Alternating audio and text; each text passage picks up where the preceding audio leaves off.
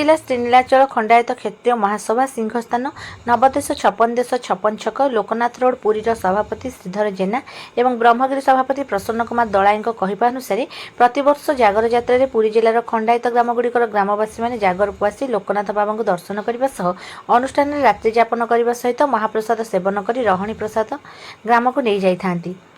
किंतु चलित वर्ष ब्रह्मगिरी पूर्वतन सभापति हरिकृष्ण खटेई विभिन्न ग्राम पैसा नहीं से देखा देना। ग्रामवासी मैंने आसी सभापति को समस्त तथ्य जनइबा पर आसंता काली हरिकृष्ण खटेई आईनगत कार्यानुष्ठान ग्रहण कर जिला सभापति गणमाध्यम को सूचना देते।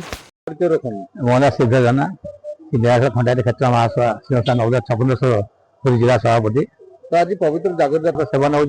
लोकनाथ विजय हमें पंथी भोग है पंथी भोगला दर्शन कलापर महाप्रसाद सेवन है। ग्रामवासी आम मंदिर 2 जन सभ्य आसती 2 जन आसवे ये रे प्रसाद सेवन करेंगे चांदा 400 टंका भेदायरी दे रिसीट नहीं गाँव में जमा करेंगे ये परंपरा आमर। तो आज किसी देखा पूर्वतन जो सभापति पूर्वतन सभापति थे भूल कर सस्पेंड करागला बहिष्कार भी कराई सी भी बसी आसी निष्पत्ति करते आसिक कलापर भूल कले से चांदा आदाय कर परमिशन कर कौन ना जागर गलापर आम बसिक जनइबू कि बाबा तुम कहीं आदाय कर पैसा डुप्लिकेट बिल सब डुप्लिकेट ये कर लोक मैंने भारी अशांति होती लोक मैंने क्षुद्र होती ये कथा आम जगार सही आम जहाँ आलोचना कर निश्चय अपमान कथा सी जदि न पचारिक पैसा आदाय कर लोक ये आस कहते आज्ञा आम चांदा देचु तो चांदा तो आदाय होनी प्रति वर्ष भाया चांदा ये आदाय जो मैंने पैसा देते पहुँचना आसले ना पहुँचले आसिक पहुँची खबर देनी विरोध करें जे आम 400 टका नहीं आमको भोग दौना कि महाप्रसाद में किसी ना मुझे डुप्लिकेट बिल से आप देखते से आसिक देखिए इनक्वारी गले के जन आगे कौन करेंगे आगे तार स्टेप देव आगे स्टेप ना जगार पर स्टेप नब प्रसन्न कुमार दलाई आमर पुरी जिलार 56 संघ जो अच्छी 56 संघ ब्रह्मगिरी मंडल सभापति प्रति वर्ष जगार हरिहर भट्ट ये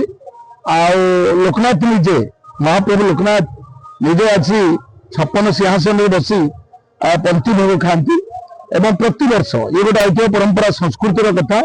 एवं प्रति वर्ष 56 तार जो कार्यक्रम जारी रखे जागर दिन किसी मागणा खाद्य बंटन करा जाए एवं राति की समस्त महाप्रसाद खीरा बराद होता है समस्त खाते एवं आई सब आनुषंगिक प्रत्येक गाँव किसी चांदा भेदा लोक दिखती लोकनाथ सेवा लगे आज ए वर्षर समस्या है जो ब्रह्मगिरी किसी टाउटर ब्रह्मगिरी किसी टाउटर युवक मिसिकी चांदा भेदा गाँ वाला मिछ सत कही ब्रह्मगिरी चांदा गुड़ाए गाँव 56 लोकनाथ पाखे पहुंची पारनी तेणु से चांदा भेदा आदाय कर लुचिंट एवं से भी से पैसा पत्र देना ग्रामवासी गुड़ाए आसी फेरिकी जाऊँच आम दे 56 को यह सब कथा गोटे फल्स रसीद देखते। तो ये शुणा जो पूर्वतन सभापति थे ब्रह्मगिरी से बर्तमान रास्तार जो पैसा आदाय कर जो मैंने अच्छा जातिर लोक से ग्रामवासी पहुंची पाना कि से रास्तार कौ जगार एक भोजी भात आयोजन कर कौन कहे भोजी भात तो आम कहीपर से टाउटरी करके व्यवस्था कर पैसा पत्र गाँव मान मिछ सत कही चांदा आदाय कर कि आम प्रति वर्ष परंपरा है प्रत्येक ग्रामवासी ये आसती 56 को ये खापे करती प्रसाद सेवन करती एवं पैसा पत्र 400 टंका लेखे चांदा दिंती रसीद नियंती एवं शुक्ला रोहिणी भोग समस्त प्रत्येक गाँव को जाए एवं वर्ष ब्रह्मगिरी ब्लॉक खाली व्यतिक्रम कर चांदा भेदा किसी लोक व्यतिक्रम करके आदाय कर लुचिकी रोच आगु कौन चाहूँ आगू ना जो मैंने लोकनाथ संपत्ति हड़प कर लोकनाथ पैसा खाइबे से भी भले ना जे लोकनाथ सेवा ये हूँ सेवा कथा आम आसिक लोकनाथ सेवा करने कथा एटू किए खाऊँ से विषय कहीं लोकनाथ धन हड़प करना जी हड़प कर हईराण।